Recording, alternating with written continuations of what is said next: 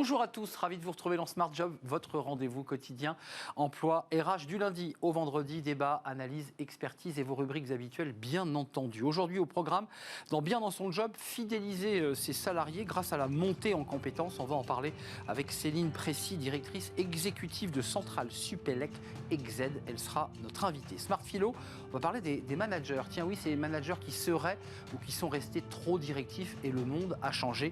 On va en parler dans quelques instants avec Pierre Delbé, il est le fondateur d'IFEA. Puis dans le cercle RH, nous parlerons de l'absentéisme. Ah oui, à l'issue du Covid, c'est un sujet un peu tabou en entreprise. Comment faire pour lutter contre l'absentéisme, un mal récurrent? On répondra à toutes ces questions avec nos invités dans quelques instants. Et pour terminer dans Fenêtre sur l'emploi, on parlera de LinkedIn, j'espère l'avoir bien prononcé, optimiser eh bien, son recrutement avec cet outil incroyable. On en parlera avec Ruben Tayeb, il est l'entrepreneur et fondateur de Cocon, organisme de formation qui vous prend par la main pour vous accompagner sur ce réseau social très innovant. Tout de suite, c'est bien dans son job.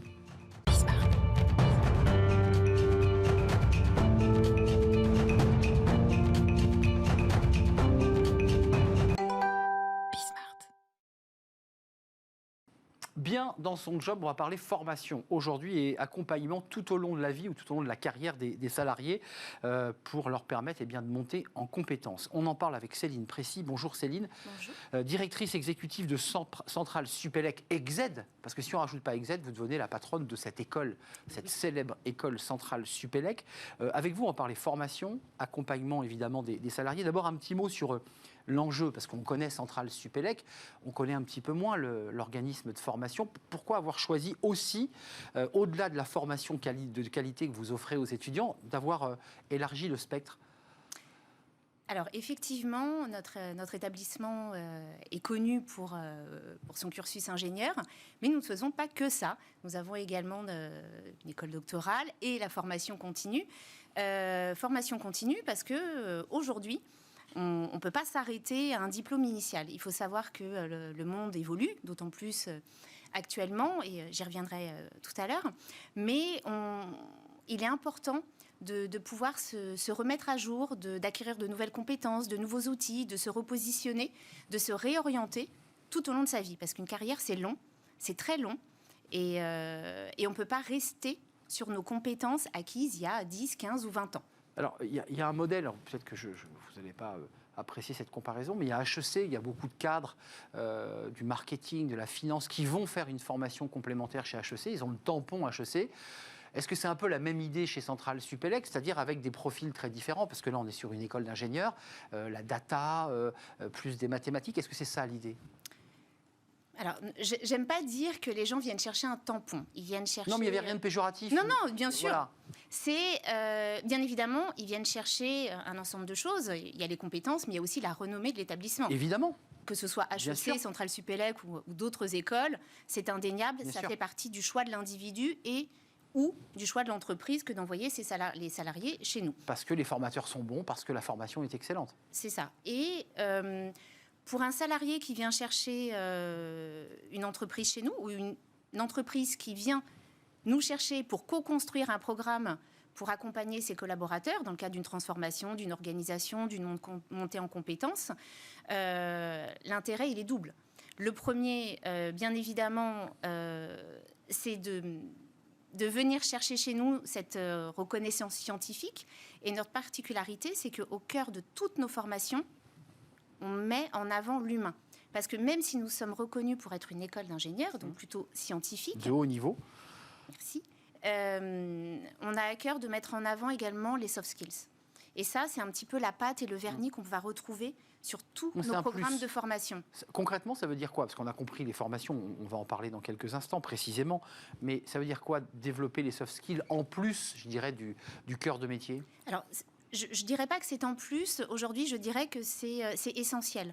On peut avoir un excellent bagage technique. Aujourd'hui, ça ne suffit plus. Parce que nous sommes face à des nouvelles attentes au niveau des entreprises et au niveau des individus. C'est d'autant plus vrai de par cette crise sanitaire que nous avons vécue et que nous vivons encore. Aujourd'hui, les jeunes et les moins jeunes cherchent un sens, aspirent à de nouvelles choses Et on ne peut plus faire comme auparavant, uniquement se baser sur nos compétences techniques et sur les outils, le savoir-être, le savoir-vivre ensemble, trouver un bon équilibre au sein d'une équipe projet, c'est important. Et donc tous ces outils, aujourd'hui, on se doit de les maîtriser pour pouvoir être un bon manager. Alors rentrons un peu dans le détail parce que vous l'évoquiez, j'imagine que vous pouvez bâtir aussi des processus sur mesure pour une entreprise et puis j'imagine qu'il y a des cursus plus typiques qui sont formatés. Alors qu'est-ce que vous proposez concrètement là aujourd'hui chez Centrale Supélec Exced? Alors on a 3 lignes de produits. Donc la première concerne les jeunes en poursuite d'études ou des professionnels qui veulent donner un nouvel élan à leur carrière, qui vont venir chez nous pour suivre des formations diplômantes, donc à savoir les masters spécialisés. On en propose 17, que ce soit autour de la supply chain, des achats, de la cybersécurité, de l'entrepreneuriat, des SI. Donc on va couvrir tout un ensemble de sujets. Donc là, on est sur des formations longues, que nous pouvons faire soit en format initial. Longue, c'est quoi? C'est 1 année, 2 années? C'est entre 6 mois de cours académiques et 6 mois de mission en entreprise, stage, CDI, VIE ou CDD, ou en alternance, donc compatible avec une activité professionnelle. C'est la question que je vais vous poser. Je suis cadre dans une entreprise, je peux bâtir, et avec autorisation de mon entreprise, un projet de formation chez vous. Oui, et venir soit 2 jours par semaine, soit 1 semaine par mois, en fonction du rythme d'alternance proposé par cette formation. C'est tout à fait compatible. C'est également compatible dans le cas d'un jeune qui vient de terminer son cursus initial, qui souhaite poursuivre dans le cadre d'une alternance. Il peut partir en contrat pro. Donc là aussi, donc il a une activité professionnelle et ce cursus qui va être un petit peu plus long puisque bien évidemment en alternance. Vous avez assez de recul là, Céline Précis, sur les profils de ceux qui poussent la porte. Alors il y a les entreprises qui font toc-toc, qui vous disent on a besoin de monter en compétences, c'est évident. Puis il y a aussi des individus qui disent là c'est le plafond de verre, il faut que je progresse. Qu'est-ce qu'ils viennent chercher? Qu'est-ce qu'ils nous demandent en priorité en ce moment? Alors comme je vous le disais tout à l'heure, donc on a ces formations diplômantes et après on a des formations dites sur étagère au catalogue. Donc là, tout un ensemble de parcours, que ce soit des cycles courts ou des formations certifiantes, donc entre 1 et 3 semaines, avec à la clé une certification. Donc très rapidement, finalement, on obtient des compétences additionnelles ou des outils. Très intense là. Très intense, avec souvent un projet fil rouge, à la fin un projet à soutenir devant un jury. Et c'est quelque chose qui peut se valoriser très rapidement au sein de l'entreprise. Là, on va avoir des professionnels qui peut-être arrivent à un moment, comme vous le disiez tout à l'heure, au niveau du plafond de verre, où ils ont besoin de se remettre à jour, d'acquérir des nouvelles compétences parce que ils arrivent à un tournant, faire face aux innovations technologiques, peut-être monter en compétences au niveau managérial, où on revient aussi sur tout ce qui était soft skills, des nouvelles pratiques, de façon à développer leur créativité, leur capacité à innover, à fédérer un groupe. Donc voilà, là, on est face à un individu qui vient se former pour soit se repositionner, soit pour évoluer, ou soit pour briser ce plafond de verre. Les soft skills, j'y reviens, excusez-moi, mais vous avez dit c'est pas un plus. On les enseigne comment? Est-ce qu'elles sont intégrées par cours, ou est-ce que vous avez un cours qui vous dites à vos étudiants adultes, bon ben voilà, les deux. Comment ça marche? Il y a les deux. Parce que c'est vrai que c'est essentiel, les soft skills, la façon d'être, la manière dont on parle dans une équipe, la manière de l'organiser, de la manager. C'est pas si simple. Il y a les deux. On peut très bien avoir sur des masters spécialisés des modules ou des cours dédiés aux pratiques managériales, aux compétences comportementales, la communication non violente, savoir interagir, savoir écouter, comment se positionner. Voilà, on va voir ça quand on est sur des parcours un peu plus longs. Et après, lorsqu'on est sur des programmes plus courts, c'est quelque chose qui va être saupoudré tout au long, sous la forme d'ateliers, de jeux, puisqu'on met également en place beaucoup de ludopédagogie. On va travailler avec des Legos, on peut travailler également au travers du théâtre. C'est le retour à l'enfance, là, les Legos. Et oui, mais notre pédagogie est très créative, innovante, et on part du principe que la théorie, c'est bien, mais il faut passer par la pratique. Et quand aujourd'hui, on peut utiliser des méthodes complètement détournées, innovantes, où on va se mettre en difficulté ou toucher des choses. Beaucoup pour l'ingénieur, on a besoin de faire avec ses mains. Et puis un débrief. On a des coachs, on a des personnes qui justement aident les individus à avoir un retour sur leurs pratiques, sur comment elles sont, comment elles peuvent capitaliser sur leurs forces, travailler sur leurs axes d'amélioration et puis peut-être s'adapter à un nouvel environnement. Parce qu'aujourd'hui, les jeunes n'ont pas les mêmes aspirations et les mêmes motivations que je pouvais avoir à l'époque. Profil, âge et qu'est-ce qu'ils viennent chercher chez vous en priorité? Quelles sont les priorités là, de ceux qui poussent la porte, à la fois dans le certifié et dans le diplômant? Parce qu'on a compris qu'il y avait des certifications et des diplômes. C'est assez vaste. Alors effectivement, notre ADN est tourné autour des sciences. Oui. Mais pas que. On vient nous chercher, bien évidemment, pour tout ce qui va tourner autour de la cybersécurité, de l'IA, du big data. Très demandé, ouais. Très demandé. Supply chain, j'imagine aussi. Supply chain, excellence opérationnelle, tout ce qui est lean. Optimisation aujourd'hui marche très fort. Et puis justement, là on en parlait tout à l'heure, les entreprises viennent nous chercher pour monter des parcours complets. On peut très bien avoir de l'IA, de la cybersécurité, de l'excellence opérationnelle, mais avec aussi un volet autour des soft fabriquer skills. des blocs, hein, enfin, finalement, du sur-mesure en fonction des besoins de l'entreprise aussi. Oui. Merci beaucoup de nous avoir rendu visite. Vous êtes Céline Précy, la directrice exécutive de Centrale Supélec, EGZ, c'est important de le préciser.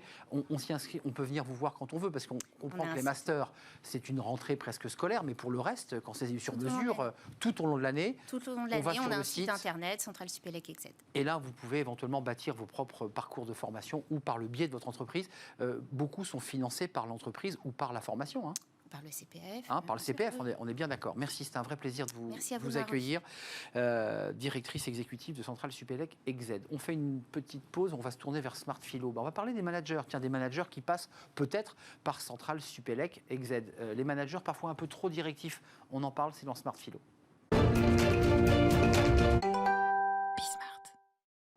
Smart Philo, on parle aujourd'hui des managers. On en parle beaucoup dans cette émission. On va parler des managers, de la domination managériale. Alors, est-ce que c'est une fatalité? On va en parler avec Pierre Delbé. Bonjour Pierre, docteur en philosophie, directeur d'IFAE.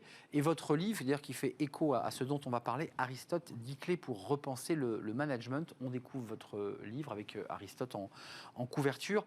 D'abord, commençons par le début, parce que vous avez des conférences, vous vous exprimez face à des managers. Il y a un premier enjeu pour eux, j'imagine c'est ce qu'ils vous répondent, c'est les impératifs, je dirais, de décider en haut lieu, impératifs de résultats. Et ça crée évidemment une pression sur toute la hiérarchie. Et j'allais dire, là, sur ce point, le manager, il exécute. Alors oui, c'est vrai que ça, c'est une première façon de voir la domination. C'est ce que j'appellerais, moi, une domination structurelle. C'est-à-dire que d'une certaine manière, effectivement, à partir du moment où la décision est prise en haut lieu, il y a un alignement managérial, si je puis dire, et qui fait que dans toute la ligne hiérarchique, eh bien, il y a le sentiment finalement que, eh bien, je subis la décision d'en haut, je l'accepte plus ou moins avec plus ou moins d'autonomie, et plutôt moins que plus, et ensuite je la transmets aux autres. Et effectivement, c'est ce que j'appellerais une domination structurelle. C'est-à-dire que d'une certaine manière, je n'ai pas beaucoup le choix en tant que manager de pouvoir avoir une marge de manœuvre par rapport à cette ligne managériale.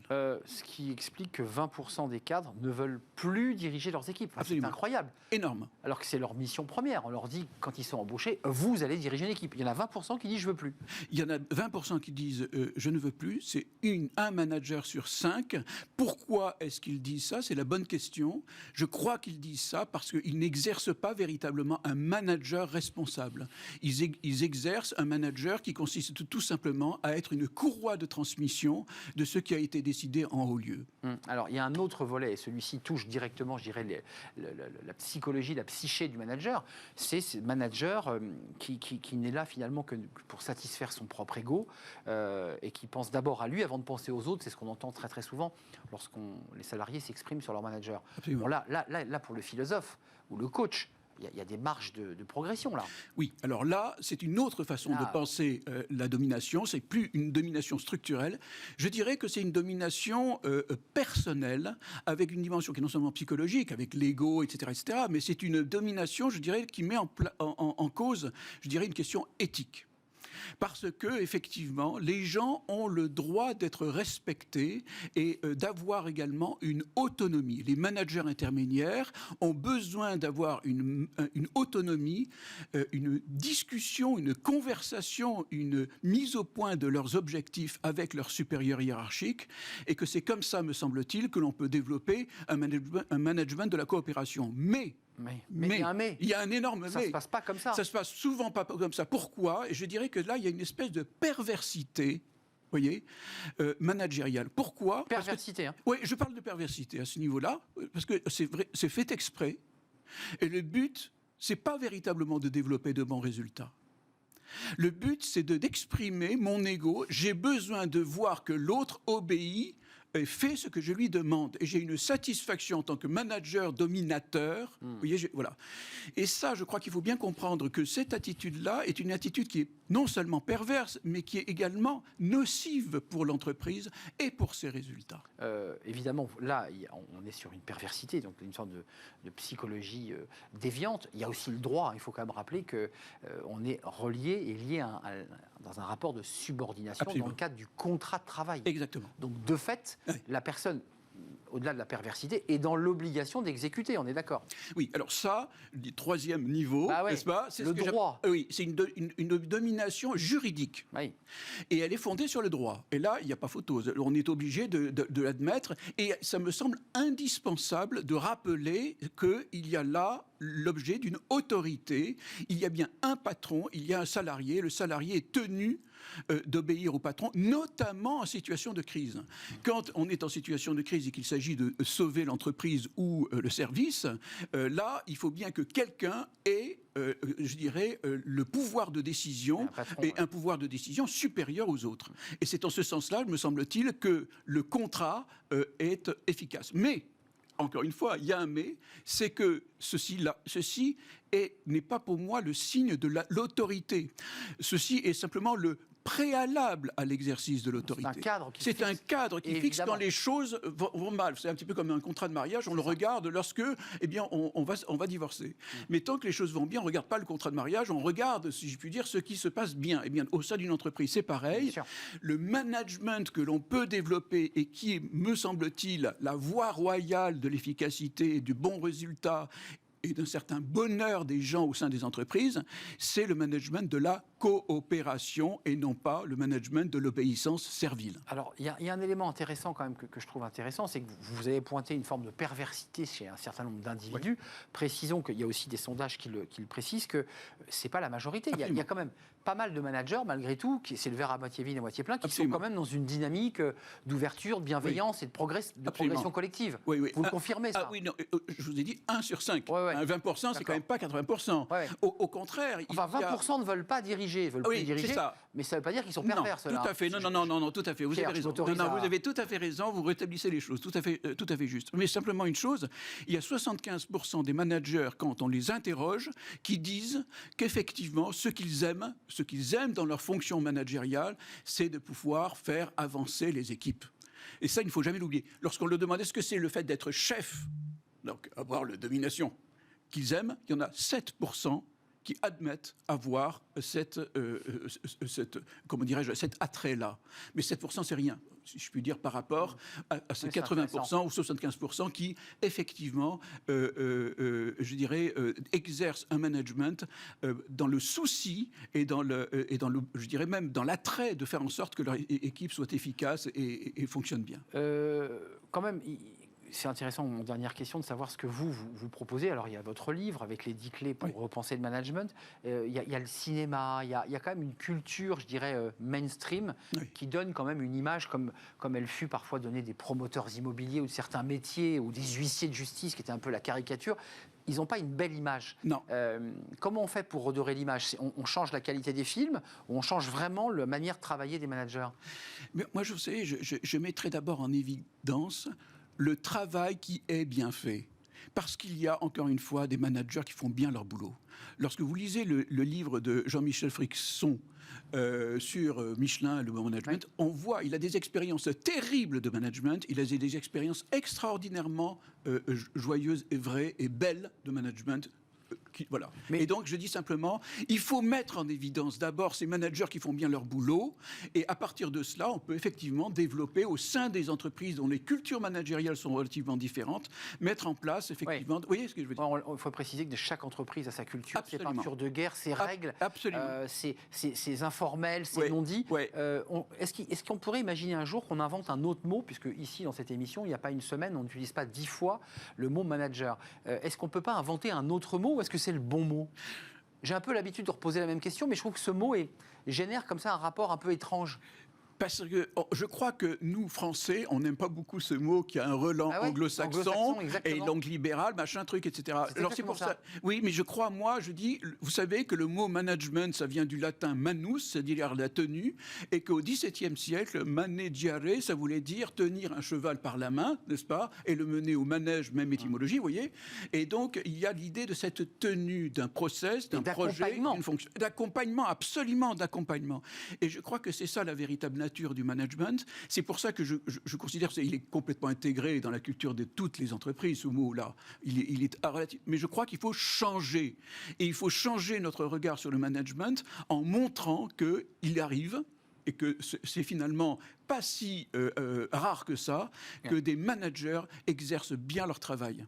Donc, et être très vigilant sur ces fameux managers pervers qui peuvent être détectés par des salariés qui s'en plaignent, mais aussi que les RH soient vigilants à ça. Oui, les RH et les responsables. Les responsables qu'il n'y ait pas de niche, n'est-ce pas, au sein des entreprises dans lesquelles certains exercent d'une façon incroyablement impunie, n'est-ce pas, des comportements de harcèlement, des comportements, etc. Que ça peut aller, cette perversité, jusqu'à une forme de harcèlement ou le sentiment qu'on est harcelé par des décisions qui sont parfois jugées débiles, pas justes. C'est ça, en fait, le risque de la perversité du manager. Absolument, c'est cela le risque. Et il y a aussi, si vous voulez, le fait que c'est contre-productif au niveau des résultats d'une entreprise. Parce que sur le long terme, il ne faut jamais oublier que ce qui fonctionne, c'est des équipes qui sont fluides et qui sont solidaires et qui vont, elles, produire des résultats sur le long terme qui sont bons. Ça me semble évident. Merci Pierre Delbé de nous avoir rendu visite, directeur d'IFAE, à prononcer IFAE, parce que j'avais prononcé de la mauvaise manière l'autre jour. Aristote, 10 clés pour repenser le management, c'est votre livre. Merci de nous avoir éclairé sur ce sujet. On va faire une courte pause, on va s'intéresser dans le cercle RH aujourd'hui à l'absentéisme. Ça, c'est un sujet un peu tabou, c'est un peu le mal qui ronge les entreprises, mais personne n'en parle vraiment. Comment faire pour lutter contre l'absentéisme, véritable maladie, ou crise de sens d'un certain nombre de salariés, notamment à la sortie du Covid. On en parle dans le cercle RH juste après la pause.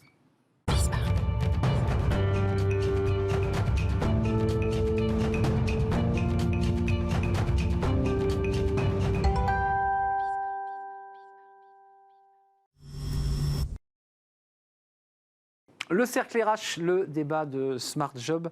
On parle aujourd'hui de l'absentéisme. Alors c'est un sujet dont tout le monde a entendu parler, mais il y a une bataille de chiffres sur a-t-il baissé, état des lieux post-Covid. On sait que l'absentéisme a été élevé, mais dans des proportions moindres. On y reviendra pendant cette période Covid. Et puis il y a des troubles psychologiques, j'allais dire presque psychiques, avec des salariés qui s'arrêtent sur des périodes d'ailleurs assez longues, parce que ce sont des personnes qui, effectivement, en sortie de Covid, sont un peu perdues. On va faire le point. Ça coûte très cher aux entreprises, cette question de l'absentéisme. Puis on va s'intéresser au dessous de l'absentéisme, les véritables raisons qui poussent un salarié à se mettre en arrêt maladie. Puis on parlera, j'en suis sûr, c'est un sujet qui passionne un de mes invités, l'écart entre le public et le privé. Vous savez, ces carences qui ne sont pas les mêmes. On va faire le point. Sabeya Bouchakour, merci d'avoir répondu à notre invitation.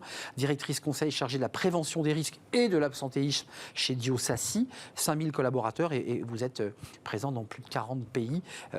Qui est un groupe multispécialiste dans le conseil et le courtage d'assurance. On fera le point avec vous sur les chiffres. Vous avez des chiffres avec un panel très large. Oui. Et puis, il y a d'autres institutions qui, eux, proposent d'autres chiffres. On va les croiser et les commenter. Flaubert Vuillier, c'est de vous dont je parlais à l'instant, fondateur de la Manufacture RH. Alors, vous étiez venu faire une chronique coup de poing sur l'absentéisme il y a quelques mois. Je pense que vous reprendrez ces arguments et on parlera peut-être avec vous de cette question un petit peu d'écart entre le public et le privé, cette bataille sur les jours de carence qui ne sont pas les mêmes.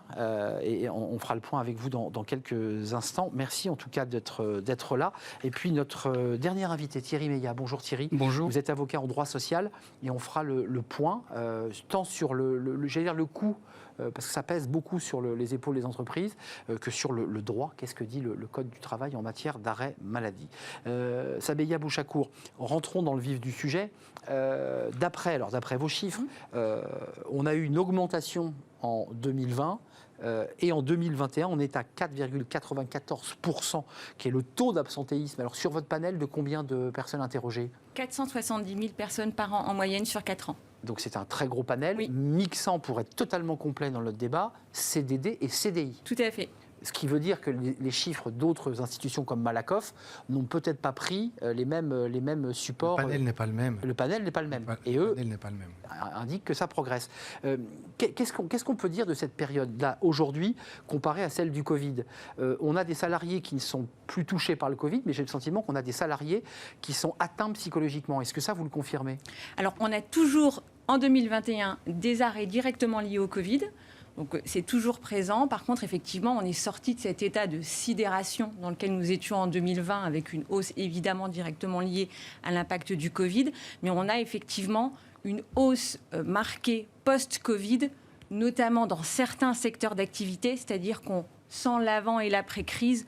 Il y a une hausse toute particulière dans la santé et dans le commerce. Donc là, on voit bien que les gens qui ont été au front pendant le Covid, il y a une tendance de fond entre 2019 et 2021, qui est à la hausse. L'absentéisme, comment vous le regardez, cet absentéisme? Vous avez regardé les chiffres aussi, vous travaillez sur ce sujet. On est encore dans les effets Covid, parce qu'on ne peut pas considérer, il y a eu les gardes d'enfants, des mères de famille, des pères qui disaient moi je suis obligé de me mettre en arrêt maladie, je ne suis pas malade, mais mon enfant, l'école est fermée. Donc là, c'est un absentéisme qui n'est pas lié à la maladie. Là, en post-Covid, j'ai quand même l'impression qu'il y a des salariés usés, fatigués, qui disent moi j'ai tout donné pendant le Covid, là je m'arrête. Oui, je pense qu'il peut y avoir cette conséquence, en effet. On sait que le Covid, c'est pas ponctuel. Il y a des Covid longs, il y a plein de choses qui ont bougé en entreprise. Et puis, on a aussi eu tout ce spectacle lié à l'absentéisme des cas contacts. Qu'est-ce que je fais? Moi, je suis cas contact, je contacte mon médecin, etc. Je pense que, évidemment, tout ça... Il y a eu un petit effet d'aubaine ou pas sur les cas contacts? Est-ce que certains ont tiré un peu sur la corde ou pas? Ou c'était vraiment lié à une angoisse? Parce que c'est vrai qu'il y a eu les cas contacts, on s'arrêtait une semaine, on n'était pas sûr, on attendait le test, on avait 3 jours, il fallait voir le médecin. Moi, je pense que les gens ont quand même joué le jeu, notamment des messages qui étaient passés sur le fait d'aller protéger aussi les collègues de travail. On ne peut pas reprocher à quelqu'un qui est cas contact de se dire « Ok, je suis responsable ». Et je ne vais pas faire courir un risque aux autres. Et ça va au-delà. Thierry Meillat, Hogan Lovells. Il y a même eu en fait une grande incompréhension et incertitude à certaines périodes sur ce qu'était un cas contact. Bah oui. C'est-à-dire qu'en plus, dans le doute, il fallait plutôt se déclarer cas contact. En tout cas, beaucoup d'employeurs tenaient à ce que les salariés se déclarent plutôt cas contact. Et je pense notamment à une période qui finalement est relativement récente, quand il y a eu la hausse absolument incroyable, effectivement, des cas à la fin de l'année dernière, au début de cette année. Donc ça va jusqu'à très récemment. Donc effectivement, je suis tout à fait d'accord. Les gens ont quand même globalement joué le jeu, et n'oublions pas que c'était pas simple de déterminer ce qui était un cas contact ou pas. En tout cas, on a eu une augmentation là, du nombre d'arrêts maladie, parce qu'il faut aller voir un médecin qui fait une feuille d'arrêt maladie, qui est envoyée à la Sécu, et l'entreprise ensuite doit gérer. On parlera ensuite de l'organisation d'une entreprise, lorsqu'il y a des arrêts maladie, des postes qui disparaissent dans la grande distribution, enfin qui désorganisent l'entreprise. Vous êtes allé, vous, Thierry Meillat, jeter un œil du côté de la Sécu, parce qu'on a plusieurs sources de chiffres, c'est intéressant. Qu'est-ce que dit la Sécu? Les chiffres s'arrêtent en 2020, donc on est un peu embêté là. Il y a un décalage d'un an, puisque le rapport de l'assurance maladie est publié à la fin de l'année, donc cette fois-ci fin d'année 2021 pour 2020. Mais ce qui est intéressant, alors là on parle uniquement de maladies professionnelles, accidents du travail. Alors évidemment, baisse des accidents du travail, ce qui est logique, puisqu'il y a des confinements, donc on n'allait pas au travail, donc on ne risquait pas d'avoir des accidents du travail. Mais en revanche, en maladie, ce qui est intéressant, c'est que déjà dans ce rapport, on constate une hausse de 37% des maladies professionnelles, c'est-à-dire les maladies reconnues comme telles par la Sécurité sociale après une procédure particulière, parce que c'est ce qu'on appelle des maladies hors tableau, pour des maladies, des affections psychiques et psychologiques. Donc dès 2020. Oui, donc dès 2020, ça corrobore bien, en fait, ça va en tout cas dans le sens de votre étude. La Sécurité sociale a constaté aussi cette évolution, et encore une fois dans un périmètre qui est plus réduit, qui est celui des maladies professionnelles. qui obéissent à un protocole très particulier. Dans l'étude que vous avez devant vous, parmi les items et les pourcentages, il y a un très fort pourcentage lié aux maladies psychologiques et psychiques. Ça, vous le constatez? Oui. On a 60% des salariés qui nous déclarent que leur métier a un impact négatif sur leur santé mentale. C'est très important. Ça fait partie des résultats qui nous ont vraiment interpellés. Donc, ça interroge beaucoup. Et qui doivent interroger les entreprises. Et 50% des salariés qui déclarent que leur métier a un impact sur leur santé physique. Parce qu'on en parle trop peu. Mais le travail continue à avoir un impact physique pour beaucoup de métiers. Et ça, effectivement, ça nous a beaucoup interpellés. Donc, on a mené 2 études en parallèle. Une étude statistique à partir des données d'absence que nous avions et une enquête réalisée auprès de 3000 salariés où on leur a posé la question très directement pour ceux qui ont été absents en 2021. Pour quel motif avez-vous été absent? 44% ont été absents pour avoir été infectés par le Covid ou cas contact. Ensuite, dans les motifs qui viennent en tête des motifs, on a les maladies saisonnières, grippe, gastro, etc., qui sont assez classiques. Et ensuite, on a les TMS et les risques psychosociaux qui représentent une part Troubles importante. musculo-squelettiques et les maladies psychiques. Tout à fait. Et les TMS, toujours dans l'étude de la sécurité sociale, on en parle peu, 87%, pas suffisamment, en tout cas. 87% des maladies professionnelles déclarées en 2020. Mais alors, c'est intéressant. C'est énorme. Ce qu'on se dit sur le plateau, parce que vu de loin, sans être au contact, c'est le cas de le dire, on a l'impression que tout est réglé, tout va bien dans le meilleur des mondes. Et quand on voit vos chiffres, on voit qu'il y a encore beaucoup de chemin, Flaubert, à faire sur les améliorations des postes de travail, pas forcément que dans les métiers manuels. Et puis, il faut que les entreprises fassent un effort sur l'accompagnement psychique. Enfin, ça me semble être une urgence, non? Oui. Vous êtes surpris de ces chiffres-là? Alors, je suis surpris. Après, dans l'étude Malakoff, il y avait aussi une augmentation des troubles psychologiques, du bien-être des collaboratrices et collaborateurs. Après, ce que j'aimerais, moi, j'aime bien toujours comprendre ce qu'il y a derrière. Alors, 60% des personnes disent « mon travail a un impact négatif sur ce qui se passe dans ma tête ». OK, après, il y a certainement des degrés aussi. Quand on répond à une question comme ça, c'est quel est le degré? Est-ce que ça me perturbe un peu? Est-ce que ça m'empêche de dormir? Est-ce que ça m'empêche de vivre? Et auquel cas là, je serais tenté de dire, en effet, il y a des choses à mettre en place, mais il faut comprendre vraiment ce qu'il y a derrière aussi. Si on veut affiner, ils sont ensuite... Et affiner encore. Voilà, ils sont ensuite 48% à nous déclarer à être stressés, quand même, ce qui est, donc, quand on interroge uniquement les gens malades... C'est le premier pas, ça. Ils sont 57% à se déclarer stressés lorsqu'on n'interroge que les gens ayant été malades. Et on va sûrement parler du télétravail ensuite. Oui. On parle, les salariés qui sont en télétravail, qui représentent 35% des salariés dans notre enquête, se déclarent isolés à 50%. Quand on parle de risques psychosociaux, quand on parle de risques psychosociaux, voilà, la notion de stress et d'isolement cumulés, là, ça devient des signaux d'alerte qui s'ajoutent. Juste un mot, alors ça dépasse peut-être vos compétences d'avocat en droit du travail, mais le contexte dans lequel on vit, une forme de difficulté un peu existentielle, il y a la guerre, il y a l'inflation, il y a la sortie Covid, il y a peut-être le Covid qui va revenir à l'automne, puisqu'en fait, il pointe son nez à chaque automne. Est-ce que c'est pas, au-delà même des responsabilités de l'entreprise, c'est pas pour dédouaner l'entreprise, mais il y a une sorte de climat qui fait que même quand on entre et que l'entreprise fait tout ce qu'elle peut pour bien faire, on arrive, on n'est pas bien, quoi. Sur l'environnement anxiogène, évidemment, je ne me prononcerai pas parce que c'est pas mon domaine. Mais par contre, ce que je peux dire, pour être avocat d'entreprise et parfois de grandes entreprises, c'est que beaucoup est fait et beaucoup a été fait. C'est ce que je dis. Du côté des entreprises depuis plusieurs années, peut-être plutôt les plus grandes, mais en fait, c'est plus général que ça. Il y a une prise de conscience. En matière de prévention, en matière, par exemple, de droit à la déconnexion, qui est devenu un sujet de négociation obligatoire, QVT, qualité de vie au travail, tout ça, ça existe dans les accords d'égalité professionnelle. Il y a beaucoup de travail qui a été fait, beaucoup de travail de prévention, des plans de prévention, le document unique d'évaluation des risques, qui est devenu essentiel pendant le Covid, qui doit faire l'objet de la consultation des CSE. Donc, ce que je veux dire, c'est que ça interroge d'autant plus, mais vous avez peut-être raison, ça peut être lié aussi avec un environnement extra-professionnel. Vous le confirmez, vous dites que les entreprises, elles ont pris conscience de plein de choses. Elles ont pris conscience. Est-ce qu'elles agissent peut-être? Je trouve qu'il y a beaucoup de choses. Le télétravail est un formidable exemple. C'était à la base la plus belle des solutions qu'on ait pu trouver, qui s'est imposée à tout le monde. Les dernières réticences sont tombées. Et puis on est en train de se rendre compte avec le temps que, ok, c'est bien, mais on a abusé et ça craint, si je peux me permettre de le dire comme ça.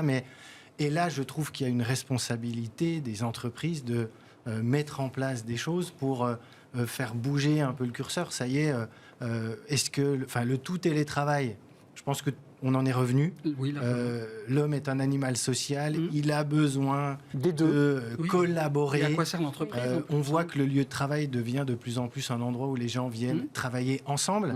Lieu de sociabilité, ouais. Gérer même en l'administratif aménagement. en télétravail. Mais du n'oublions lieu. pas une chose, c'est que seulement 40% des métiers sont télétravaillables. Tout à fait. Bien sûr. C'est pas la majorité. Et il y en a encore beaucoup de métiers qui ne sont pas... Juste ce chiffre quand même, parce que c'est la NDRH. Alors, le panel est plus faible, parce que c'est vrai que votre étude, elle a un très gros panel, que ce soit l'enquête ou l'étude. 10 à 15%, nous dit la NDRH, d'absentéisme chaque jour en entreprise, chiffre fin mars 2022. C'est quand même... bon, ça donne une indication assez précise alors, est-ce que c'est lié à la vague Covid qui continue toujours, même si les médias en parlent moins? Est-ce que c'est toute la difficulté d'affiner ces chiffres? Sur le télétravail, qu'est-ce que vous dit votre étude? Parce que les salariés, j'entends ce que dit Flaubert, on est un peu comme ça dans un mouvement de reflux. Mais en même temps, les salariés, quand on les interroge, ils vous disent, moi, je veux les deux. Oui. Je voudrais l'hybride, je voudrais être 2 jours chez moi pour travailler au calme, être bien, et puis 3 jours pour voir mes collègues. C'est un peu ça l'idée. Alors, ils plébiscitent largement le télétravail, c'est-à-dire qu'ils sont 79% à dire qu'ils sont satisfaits de l'organisation du télétravail dans leur entreprise. Et quand on leur pose la question des difficultés soulevées par le télétravail, on parlait de l'isolement tout à l'heure, mais effectivement, toutes les questions de cohésion, les managers de proximité, pour eux, c'est très compliqué. C'est-à-dire que quand on regarde plus précisément les réponses des managers de proximité, maintenir la cohésion dans l'équipe, c'est-à-dire qu'effectivement, là où le télétravail correspondait à une réponse, à une possibilité d'avoir un équilibre vie privée, vie pro, là, on a une part importante des salariés qui nous précisent que c'est une difficulté d'avoir un équilibre vie privée, vie pro. Est-ce qu'un salarié en télétravail s'arrête moins souvent qu'un salarié à temps plein 5 jours en présentiel? Ça, c'est une vraie question. Ça réduit l'absentéisme court. Ce qu'on a constaté mécaniquement, forcément, quelqu'un qui est en télétravail 2 à 3 jours par semaine, etc., on a une baisse de l'absentéisme que nous on appelle l'absentéisme perlé, c'est-à-dire court et fréquent. Par contre, l'absentéisme... Qui n'est pas toujours lié à une maladie, je m'autorise. Non, mais qui est lié à des difficultés d'organisation de vie, garde d'enfants. On n'est pas forcément malade. Enfin, on utilise l'arrêt maladie comme un prétexte. Alors, quand on a posé la question, est-ce que vous avez été arrêté pour d'autres motifs que pour des motifs de santé, 7% des salariés nous répondent oui. Bon. Il y a de la garde d'enfants, il y a des enjeux de proches qu'il faut aider, etc. Les aidants. Et on a 2% de salariés qui reconnaissent être arrêtés pour convenance personnelle. J'en parle parce que nous, quand on arrive en entreprise, on nous parle beaucoup d'absentéisme de complaisance. Ça veut dire que... J'allais y venir. Est-ce qu'on est des tirs au flanc ou pas? Il n'y en a que 2% qui le disent. Alors, on en parle...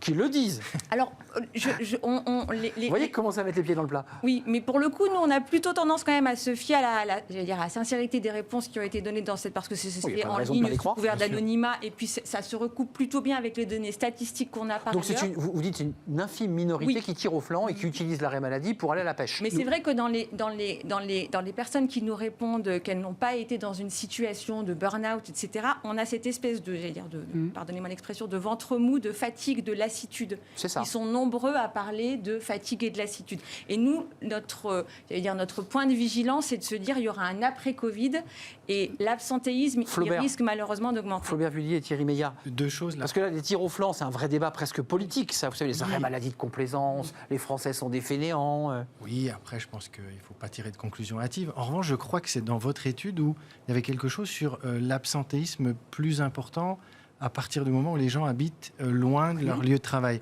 Et je pense que ça, le télétravail est une vraie bonne réponse. Et je remets Arnaud sur la table pour la 3e fois, le télétravail thérapeutique, qui pour moi est une vraie bonne solution pour limiter ces arrêts de courte durée, permettre aux collaborateurs de ne pas perdre d'argent. Je suis pas bien, mais je bosse quand même, mais chez moi. Voilà, et permettre à l'entreprise de ne pas devoir remplacer. Et je suis pas bien, ou juste, je reprends mon exemple de l'entorse. L'entorse, exact. Mais je suis comptable, je peux travailler depuis chez moi, j'ai l'entorse, mais voilà, et je ne perds pas d'argent, et l'entreprise gagne, et tout le monde, et la Sécu gagne aussi. Très compliqué juridiquement, parce que le problème, c'est qu'à partir du moment où on a une affection, le fait de travailler, même si c'est à distance, aujourd'hui, c'est pas vraiment reconnu par la sécurité sociale, et donc derrière, ça peut entraîner une mise en cause de l'employeur pour faute inexcusable.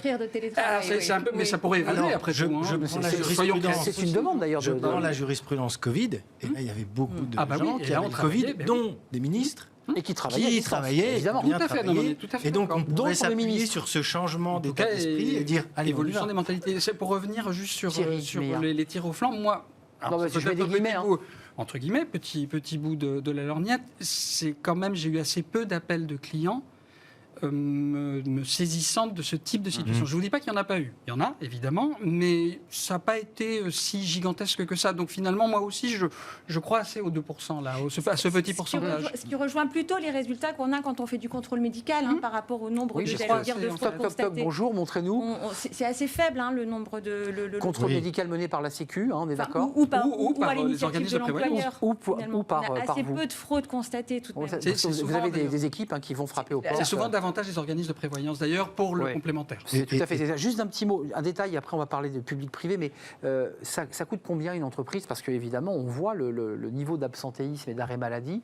Comment ça se passe? C'est compliqué à chiffrer. Vous avez toute la partie, alors celle-là, elle est chiffrable relativement facilement, c'est celle qui correspond aux AT-MP. Bon, quand je dis facilement, non, parce que les taux évoluent selon le nombre d'AT, donc c'est très complexe, mais en tout cas, c'est calculé. Après, l'autre, c'est-à-dire tout ce qui relève de la prévoyance, ça coûte extrêmement cher, et je pense que madame ne me contredira pas. Mais après, ça dépend beaucoup, effectivement, des types de prévoyance qui existent dans l'entreprise, sachant que la prévoyance est obligatoire de toute façon, donc toutes les entreprises ont donc ça veut dire lié aux arrêts. Biosassi, vous avez vos clients et vous leur dites, attendez, il faut faire quelque chose là. Oui. Vous avez un niveau d'absentéisme qui est trop élevé. Je ne parle pas des coûts pour l'entreprise en interne, mais ça augmente, j'imagine, les polices d'assurance, forcément. C'est un coût tel que l'inaction coûte toujours plus cher que la prévention. Dans tous les cas. Donc ça, c'est le conseil que vous leur donnez, qui est vif. Non, mais pour le coup, c'est vraiment là, quand on ajoute alors là, c'est vraiment les coûts directs. Maintenant, c'est vrai qu'on parle souvent de 1,8 à plus de 2% de la masse salariale, mais mais d'une entreprise à l'autre, quand on est dans le commerce, par exemple, et qu'on est sur un effectif à flux tendu, une vendeuse en moins dans le magasin, ça a un impact sur le chiffre d'affaires, sur le panier moyen. Donc voilà, donc c'est vraiment, nous, quand on réalise des études d'absentéisme, on se rend compte que le coût dans une même entreprise n'est pas le même en réalité. On a des pertes de productivité, donc ça serait... on ne peut pas avoir... Il n'y a pas de formule magique pour définir effectivement le coût de l'absentéisme, mais c'est vrai que le coût est énorme. Je rappelle juste, pour donner un chiffre que j'aime toujours donner quand je parle d'absentéisme, quand on commence à être à 6% d'absentéisme, le 15 de France de rugby joue à 14, uniquement sur ces éléments-là. Sur l'ensemble du match, c'est pas un carton jaune, on est d'accord. Sur l'ensemble du match, sans compter ceux qui sont en congé payé, en formation, etc. Dans une équipe qui fait de la vente, j'ai bien connu, c'est de la perte sèche et ça coûte beaucoup d'argent. Juste, j'aimerais qu'on fasse un point parce qu'il y a eu un débat politique et ça touchait à l'absentéisme, qui était d'ailleurs un débat soulevé sur certains Français utilisent les arrêts maladie de complaisance. La différence entre le public et le privé, essayez de nous éclairer. Il y avait des jours de carence, on n'a pas les mêmes quand on est dans le public. Non, mais pour simplifier, il n'y en a pas dans le public. Voilà. Alors, il y en a eu, puis il n'y en a plus eu. Voilà. En fait, il y avait toute une histoire autour et de ça. Et on a réintroduit des jours de carence. Alors voilà, et puis... dans 2 jours oui, et dans le privé, il y a des jours. 2 jours. Voilà. Alors qu'on soit bien précis, là, je me tourne vers vous, il y a donc 2 jours qui ne sont pas pris en charge par l'employeur, on est d'accord? Oui. Donc on n'est rémunéré que sur le montant Sécu.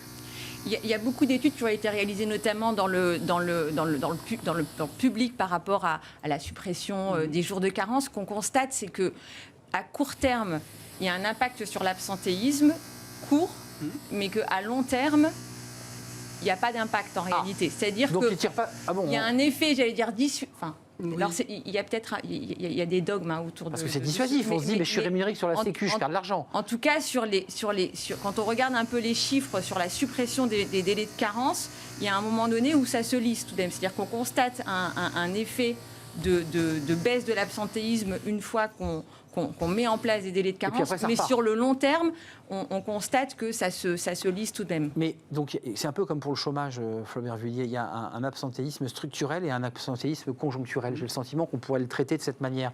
Il y a une forme d'absentéisme contre lequel on ne pourra pas descendre en dessous d'un certain taux. Vous êtes d'accord? Ou est-ce qu'on peut arriver à se dire... L'absentéisme, et si les boîtes font bien leur boulot, que la guerre en Ukraine s'arrête et que le ciel brille, globalement, on n'a pas de raison de s'arrêter. Non, je ne pense pas, déjà pour une seule et bonne raison, c'est que nous sommes des êtres humains, et qu'à un moment donné, je vous confirme, on a le droit de tomber malade. Oui, c'est ça, c'est vrai. Et surtout, on a le droit et on a le devoir de s'arrêter quand on est malade, parce qu'on pourrait parler du présentéisme et de ce que ça peut engendrer aussi. C'est vrai. Bon, donc c'est un droit. C'est un droit. Voilà, c'est un droit. En revanche, pour moi, l'absentéisme n'est pas une fatalité. Et quand on est à des taux de 5, 6, 7, j'en ai vu encore plus haut. on peut. Dans quel mettre secteur en vous vous place- souvenez des secteurs Restauration. D'accord. Restauration. Eh oui, eh oui. Moi, j'ai connu des taux à plus de 10%, Oui. 10-12% d'absentéisme. Donc là, c'est fatigue, c'est stress, c'est tout, quoi. C'est là, on joue aussi un peu avec la règle quand même, ça, qu'on se le dise. Il y a voilà, il y en a quand même qui jouent un peu avec le système aussi quand on commence à être à 12% d'absentéisme. Voilà. Mais après, il y a des choses à faire. Et ce n'est pas une fatalité, il y a plein de choses à mettre en place. Il faut déjà connaître ces chiffres, c'est la première Oui, des bien choses. sûr. Un DRH, un dirigeant doit Essentiel. connaître ces chiffres pour ensuite pouvoir comprendre et aller se dire quelle est la population la plus touchée. Il y a des périodes de l'année, moi je vous parle de la restauration, quand il y a de la livraison, on sait très bien qu'il y a des moments dans l'année, au mois de novembre quand il pleut, il y a plus d'absentéisme, c'est plus difficile de travailler sous la pluie, etc. Comment je comprends ça, mes populations, comment je communique Et comment je m'adapte aussi? et comment je crée un droit à l'absence aussi. Comment j'explique que je peux donner des congés par anticipation. Il y a encore des entreprises qui se disent « Oh non, je ne veux pas donner les Et donc congés les gens par s'arrêtent. anticipation. Donc, de fait. » Donc là, ils se mettent en maladie. Et on est en pleine prévention des risques, qui encore une fois est une obligation majeure du droit du travail. Je pense qu'il faut le souligner. C'est toute une démarche, c'est une démarche permanente, la prévention des risques. Et évidemment, le but est d'arriver à identifier les causes d'absentéisme pour les réduire. Alors, les supprimer, effectivement, ça paraît a priori impossible. Enfin, parce que On est d'accord. Oui, les entreprises. Et puis de toute façon, la nature se venge, puisque manifestement, La nature elle se venge. trouve des moyens de toute Non, façon. Oui, la nature nous envoie des maladies. Des malades Oui. de toute façon. Non, c'est vrai, c'est vrai. et puis les entreprises les plus vertueuses qu'on accompagne, elles sont à Tout à 2%.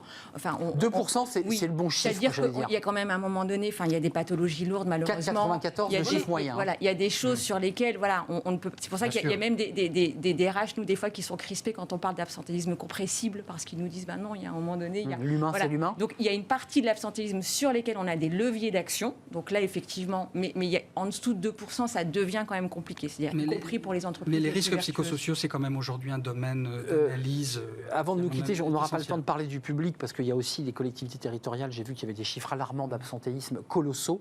Est-ce que Diosassi travaille sur cette question? Est-ce que vous avez un levier sur les collectivités territoriales, je dirais les fonctionnaires pour le dire de manière un peu générale, ou est-ce que c'est un secteur sur lequel vous ne vous penchez pas et sur lequel il y a un énorme travail à faire sur l'absentéisme? Alors, c'est précisément un secteur sur lequel on se développe et pour Et lequel, oui. justement, Il y a j'allais du dire, travail, vous confirmez? voilà, et on mutualise les efforts parce que les mairies qui sont toutes seules dans leur coin, à un moment donné, elles n'ont pas la direction, le référent.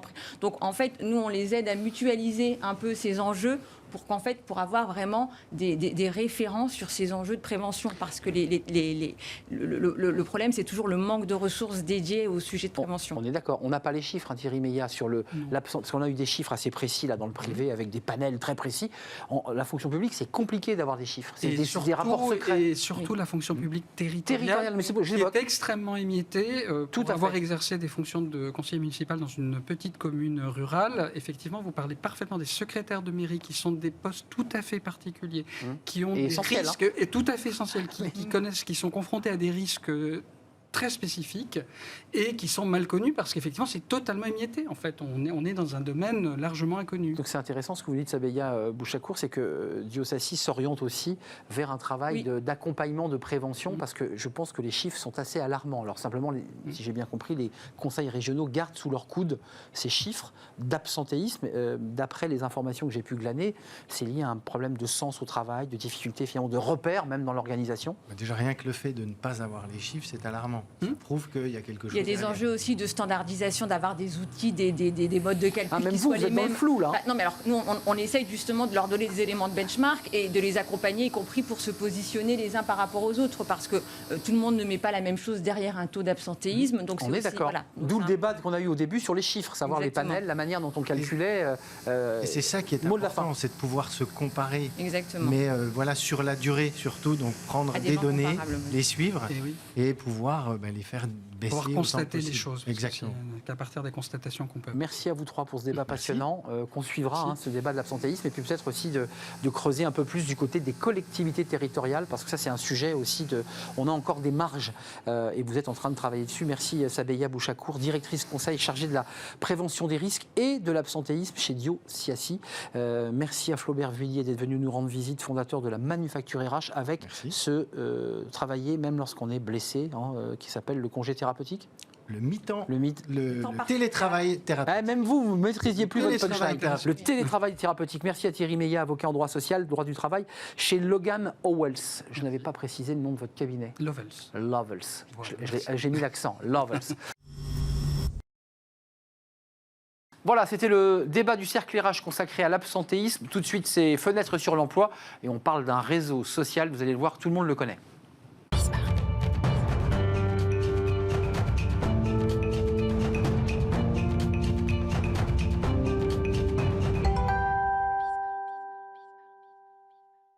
Fenêtre sur l'emploi, on parle d'un réseau social, alors celui que vous regardez tous, évidemment. Je parle de LinkedIn. Vous avez vu, j'ai fait quelques progrès. Je dis plus LinkedIn, mais LinkedIn. Et c'est un outil, on va en parler dans quelques instants, essentiel dans sa recherche d'emploi. On en parle avec Ruben Tayeb. Bonjour Ruben, on est ravis de vous accueillir. Entrepreneur et fondateur de Cocon, c'est votre structure, qui est un organisme de formation. Il faut aller sur le site, c'est assez fun, c'est assez sympa, qui est spécialisé alors là sur LinkedIn. Vous faites des formations sur mesure. Tout ce que vous avez voulu savoir sur LinkedIn, eh bien, il faut le demander à Ruben. D'abord, commençons par le début, juste sur l'environnement de ce réseau social. Il y a beaucoup de rumeurs, de polémiques. On parle de Twitter, de son rachat, de l'anonymat. Moi, quand je suis allé il y a quelques années, il y a peu de temps sur ce réseau social, j'ai trouvé que c'était clean. J'ai trouvé qu'on s'y sentait bien, qu'il n'y a pas d'insultes, qu'il n'y a pas de méchanceté. C'est quand même un réseau social extrêmement agréable. On dit souvent qu'il est aseptisé, que c'est LinkedIn pour les vieux. On dit souvent que c'est un réseau social un petit peu, Old school. Ouais. Old school. En réalité, je pense que ça vient d'un seul paramètre, c'est qu'il n'y a pas d'anonymat sur ce réseau social. Et donc, les personnes ne mettent jamais en risque leur profil professionnel. Et c'est pour ça, principalement, qu'on trouve de la bonne information et que tout le monde est agréablement surpris quand ils lisent des informations sur ces sujets sur le réseau social. Moins de 30 ans, vous accompagnez des individuels, des personnes qui veulent progresser, puis des entreprises évidemment. C'est un outil incroyable en matière de recherche d'emploi. Expliquez-nous pourquoi. Alors, déjà, il faut savoir que LinkedIn, à la base de tout, quand ça a été créé, l'idée, c'était vraiment de savoir à quel moment on peut tracer les données économiques des entreprises. Et donc, ils se sont dit que c'est à partir du moment où une personne rentre dans la vie active. Et donc, pendant des années, pendant des dizaines d'années, ça a été juste une CVTech.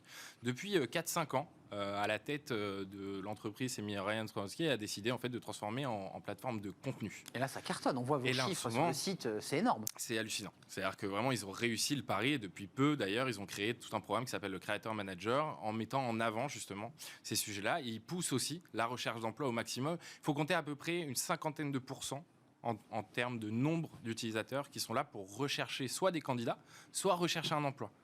Et LinkedIn, c'est hyper rapide, c'est hyper simple, c'est hyper efficace pour absolument tout le monde, tous ceux qui recherchent des emplois et tous ceux qui recherchent aussi des candidats. Donc ça veut dire en fait qu'on poste d'une manière, alors ça c'est votre boulot, de la rendre attractive, parce que vous montrez sur votre site qu'on est passé de 27 likes, enfin de 27 j'aime et de petits applaudissements à 5000. Enfin, d'abord c'est réel, on voit bien que certains noms sont venus sur notre plateau, donc on pourra d'ailleurs vérifier, mais comment on fait là? Comment on fait justement pour créer plus de visibilité, pour montrer sa candidature au plus grand nombre, alors qu'avant de vous voir, on en avait 27? Alors déjà, il faut comprendre que LinkedIn, c'est organisé de 3 façons différentes. C'est-à-dire que chacun des membres sur LinkedIn a un profil, chaque profil est connecté entre eux. Vous savez, c'est un système de niveaux de relation, de degrés de connexion. Donc en premier, deuxième, troisième. Exactement. La seule différence, elle est très simple. Premier niveau de connexion, vous pouvez envoyer un message privé, autant de messages privés que vous voulez à votre premier niveau de connexion. Deuxième niveau, vous ne pouvez pas envoyer de message. Et quand on suit une personne, on voit le contenu.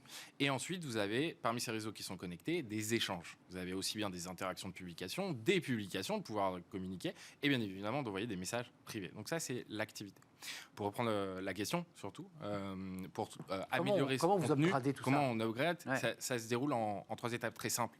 J'ai toujours mis un point d'honneur à comprendre techniquement comment marcher la plateforme, parce que justement, si on maîtrise la partie technique, la partie communication, on peut l'adapter. C'est quasiment la même chose sur tous les réseaux sociaux, c'est communiquer et ça reprend un petit peu les mêmes codes. Déjà, il y a la partie technique. Il y a beaucoup d'utilisateurs de LinkedIn qui ne se rendent pas compte, mais leur photo de profil n'est pas affichée. Donc en fait, ça, vous allez dans les options tout simplement et vous activez la visibilité du profil public. Ça, c'est la première étape. Ensuite, pour communiquer, il faut bien évidemment étendre le réseau. Il ne faut pas hésiter à ajouter des gens, à accepter des gens, à parler avec ces gens-là. Non, pas n'importe qui. Moi, j'ai fait cette erreur. Je suis arrivé à 30 000 connexions, qui est la limite. Maintenant, je le recrète parce que je ne peux pas accepter des personnes que je connais. Je dois passer du temps à trier, etc. On n'accepte pas n'importe qui, mais on ouvre ce réseau au maximum selon les opportunités que ça peut apporter. Donc ça dépend qui vous êtes et ce que vous recherchez. Donc ça veut dire, vous m'avez donné une indication, maximum des gens avec qui je dis OK, c'est 30 000 connexions max. J'ai vu que sur le site, là, quand j'étais sur ma page, il y a plus de 500, moins de 500. C'est ça. Ça veut dire quoi, ça? Alors les plus de 500 relations, c'est juste un affichage qui est limité. Ça veut dire qu'on a beaucoup de relations. Vous avez 500 relations, 500 niveaux de connexion. Il y a un mode qui s'appelle le créateur mode, le mode créateur, qu'on active pour mettre en avant les abonnés et non pas les relations, qui sont deux choses différentes. Ah oui. Vous pouvez avoir 1 million d'abonnés, mais vous resterez toujours à 30 000 connexions. Connexion, c'est vraiment on envoie un message et abonné, on voit le contenu. Et donc voilà, le plus de 500 relations, ça ne veut pas dire grand-chose au final, c'est juste une indication pour dire... voilà. Mais ça veut dire concrètement que je peux éviter même d'aller déposer mon annonce sur un job board, je ne sais pas quel est votre diagnostic et analyse, et j'ai plus de chances d'être repéré, si c'est bien fait évidemment. En tant que candidat. En tant que candidat. Okay. Un candidat... C'est quoi le... Moi, je pense que LinkedIn, ça reste un outil parmi tant d'autres. C'est-à-dire que quand on est en recherche d'emploi, il faut un mix en fait. Il faut tout faire. Il faut faire le maximum. Il faut aller chercher aussi bien déposer des CV physiquement qu'aller en ligne, etc. Par contre, LinkedIn, ça reste aujourd'hui, et je l'ai vu sur les dernières années en faisant aussi des conférences en accompagnant des entreprises, qu'en fait, LinkedIn, ça devient la plateforme centrale sur laquelle se développe vraiment la recherche d'emploi au maximum. Surtout qu'il y a une fonctionnalité qui est plutôt pas mal qui s'appelle la candidature simplifiée, où vous avez juste, une fois que vous avez vu l'offre d'emploi, vous appuyez sur un bouton et en fait la personne reçoit automatiquement le profil LinkedIn. Et à partir de là, il va falloir commencer à soigner le profil LinkedIn. Ah oui, donc ça veut dire qu'effectivement, on clique, on est intéressé, on clique, sauf qu'on n'a pas fait gaffe à notre profil et il n'y aura pas grand-chose, vulgairement il est tout pourri. Quoi. Vulgairement, il est tout pourri. Et donc la personne va le recevoir, va mécaniquement ouvrir et va se dire, en fait, j'apprends rien de cette personne. C'est ça, exactement. C'est là où vous intervenez. Qu'est-ce qu'on doit avoir comme arme sur son profil qui font que le recruteur ou la personne avec qui je vais rentrer en relation va dire « Ah, ça m'intéresse ». On met beaucoup... Alors, j'ai optimisé un petit peu plus de 450 profils LinkedIn jusqu'à aujourd'hui et il y a des règles qui en ressortent. La première, c'est qu'il faut se sentir à l'aise avec les informations qu'on partage. C'est d'ailleurs, je dirais, la seule règle qu'il faut respecter. Il y a des informations, des fois, qu'on ne veut pas partager, qui sont trop personnelles, ou des emplois qu'on ne veut pas dire qu'on a fait. Donc, il y a des choses comme ça qu'on ne va pas partager. Il faut mettre au maximum. Et surtout, il faut mettre en avant sa singularité. Qu'est-ce qui fait que dans une même entreprise, par exemple, une personne et une autre n'ont pas le même parcours et se retrouvent au même endroit, au même moment? C'est parce qu'ils ont une singularité. C'est-à-dire ils ont fait des choses, un parcours différent. Il y en a qui ont été entrepreneurs avant de trouver un boulot ou de rechercher un boulot. Il y en a qui ont eu 10, 15 expériences. Il y en a d'autres qui ont eu une expérience. C'est très important. Il y en a qui font partie des associations. Il y en a. Ça, faut le mettre. Faut mettre un maximum. Un sport, un hobby, une passion, des compétences aussi, des expériences. Faut pas hésiter aussi. Il y a une fonctionnalité qui s'appelle les recommandations. Il ne faut pas hésiter à aller demander à des gens avec qui on a bossé de nous donner des recommandations sur le profil. Excusez-moi, on va vraiment les voir, ça, les recommandations? Ouais, vous êtes un expert. Quand on est recruteur, les recruteurs vont les... On va cliquer sur les recos. Bien sûr. D'accord, pour voir qui l'a donné et pourquoi ils l'ont donné aussi. Oui, bien sûr. Donc tous ces éléments-là, vous les prenez en compte, en tout cas vous reformatez aussi, parce que parfois c'est très empirique finalement, on s'en sert de manière très empirique, sans avoir d'ailleurs toutes les fonctionnalités que vous nous révélez. En tout cas, c'est un outil essentiel pour la recherche d'emploi aujourd'hui. Le chiffre, c'est combien? On est passé de combien d'abonnés? J'ai vu là... Utilisateurs actifs sur LinkedIn. Ça a doublé, hein. On a fait quasiment x2 en l'espace de 2 ans depuis la crise. Donc on est à combien là? Et on est aujourd'hui à 810 millions d'utilisateurs. Voilà, ce chiffre est extravagant, on était à 400 millions. En France, on est quasiment à 25 millions, on a fait x2,5, on est passé de 10 à 25. En termes d'utilisation, on est passé de 10 à 30 minutes d'utilisation quotidienne. En termes de publication, on est passé de 130 000 à plus de 2 millions de publications. C'est démentiel. C'est-à-dire que depuis la crise, ça a accéléré la chose et ça ne désemplit pas. Ruben Tayeb, c'est un vrai plaisir. J'ai appris plein de choses. Je progresse d'année en année avec LinkedIn, entrepreneur et fondateur de Cocon, qui est, vous l'aurez compris, un accompagnateur, facilitateur lorsque vous voulez vous plonger dans LinkedIn sans vous noyer, évidemment. Merci de nous avoir rendu visite. Merci à vous, merci de votre fidélité, évidemment. Merci à toute l'équipe. Merci à Mani pour la réalisation. Merci à Mathieu au son. Merci à Fanny Griesmer et merci à Lily qui nous accompagne dans cette émission. Merci à vous. D'ici là, à demain, j'ai envie de vous dire. Et puis d'ici là, portez-vous bien. Bye bye.